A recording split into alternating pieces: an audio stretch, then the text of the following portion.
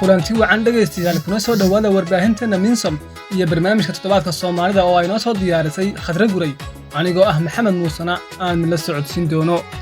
barnaamijkeena toddobaadka Soomaalida oo aan toddobaad kasta ku soo gudbino horumarka iyo waxyaalaha arrimaha bulshada ee ka dhaca dhulka Soomaalida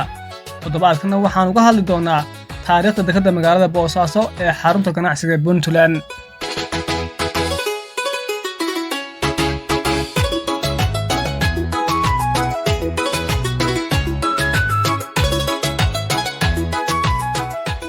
Boosaaso waxa ay ku taalaa cilifka geeska Afrika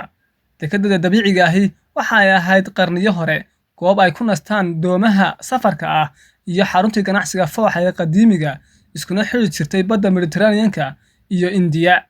laakiin sheekada casriga ah kuma bilaaban xorrimadii Soomaaliya ee 1960kii balse waxa ay u soo noolaatay 30 sano kadib xilligii uu dalku burburay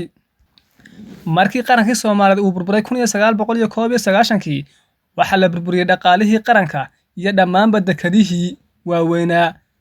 gobollada waqooyi bari oo iyaguna markaasi bilaabmay inay ismaamulaan ayaa waxa markiiba bilowday kooxo xag jir ah oo isku dayay inay gacanta ku dhigaan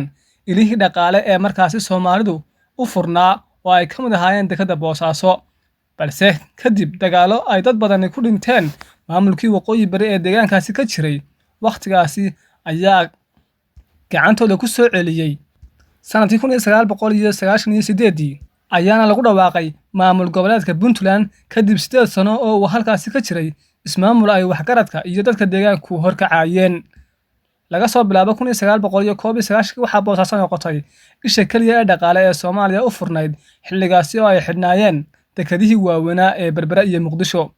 waxaana ay noqotay xarunta rasmiga ah ee laga dhoofiyo malaayiin xoolo ah oo laga keeno geyga ay Soomaalidu degto ganacsigan xoolaha nool oo ku kacayay 100 milyan sanadkii ayaa Puntland ka heshay dakhligeeda asaasiga ah ee ay ilaa hadda ku shaqeyso sidoo kale dekedda Boosaaso ayaa noqotay ififaale dhaqaale oo yaab leh sanadkii 2004 dhaqaalaha ka soo baxay dekedda Boosaaso ayaa udub dhaxaad u ahaa dhismaha dhinaca dhaqaalaha dhismihii dawladda ku meel gaarka ahayd ee Soomaaliya Abdullaahi Yuusuf Axmed madaxweynihii ugu horreeyay ee dawladda ku meel gaarka ahayd ee la doortay sanadkii 2004 waxa uu ka faa'iideystay dakhli laga dajiyay dekedda Boosaaso markaana ahayd halbowlaha dhaqaale ee ugu muhiimsan Puntland oo uu madaxweynuhu ka ahaan jiray Puntland si dakhliga soo baxa loogu maalgeliyo baahiyaha maamul iyo ciidan ee bilowga dawladda cusub ee qaranka Soomaaliya loo dhisay isaguna uu madaxweynaha ka noqday si uu maamul dawlad uga hirgeliyo magaalada Muqdisho dawladda Puntland ayaana si toos ah u bixisay taakulanta dhaqaale ee ku baxayso ciidamadan iyada oo adeegsanaysa dakhliga gudaha ka soo gala kaasoo iman jiray cashuuraha ganacsiga kastamada iyo dekedda Boosaaso iyadoo xilligaas ay koonfurta Soomaaliya soo food saartay xasiloon darro Boosaaso waxa ay weli ahayd albaab xasiloon oo ganacsi iskuna xiri jiray badeecadaha dibadda ka timaada iyo dhoofinta xoolaha dalka ka baxaya wadada isku xirta Boosaaso iyo Gaalkacyo ayaa noqotay halbowlaha ganacsi qayb ka mid ah bartamaha iyo koonfurta Soomaaliya iyo deegaanada Soomaalida Itoobiya guusha dhaqaale ee Puntland oo ay saldhig u ahayd dekedda Boosaaso ayaa keentay qaab dhismeedka federaalka ee lagu soo jeediyay axdigii ku meel gaarka ahaa ee sanadkii 2004 waxaana ay muujisay nidaam maamul oo leh xarumo dhaqaale oo heer gobol ah oo uu sii wadi karo hay'adaha dawliga ah marka aysan jirin dawladda dhexe oo dalka ka jirtay sanadkii 2004 Boosaaso waxa xudun u ahayd balaarinta wax soo saarka iftiinka iyo isgaarsiinta sida Golis Telecom taasoo muujinaysa kalsoonida ganacsi ee sii kordhaysa ee ay Puntland u baahnayd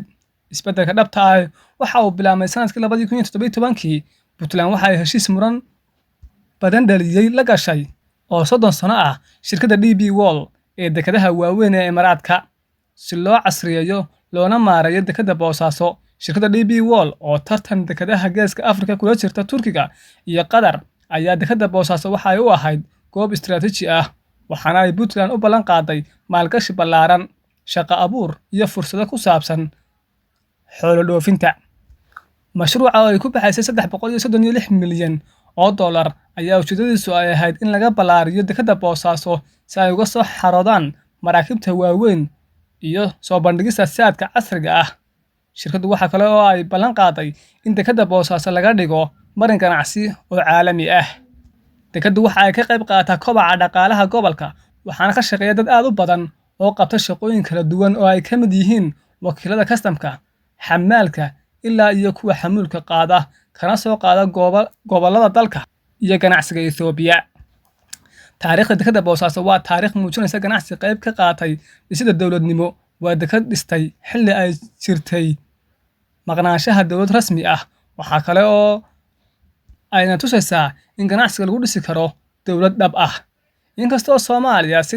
tartiib ah dib ugu soo kabanayso dhibaatadii 34 sano haysatay, haddana su'aashu waxa ay tahay Boosaaso ma noqon doontaa mid horseed u ah isdhexgalka qaranka sida ay hore u soo noqotay hooyadii Soomaalida xilligii burburka uu dalka aafeeyay. Dhagaystayaal, waxaan intaasi nooga dhan barnaamijkii toddobaadka Soomaalida oo aan la socodsiinayay anigoo ah Maxamed Muuse. Intaan mar kale ku kulmi doonana waxaan idinkaga tegayaa sidaas iyo nabadgelyo.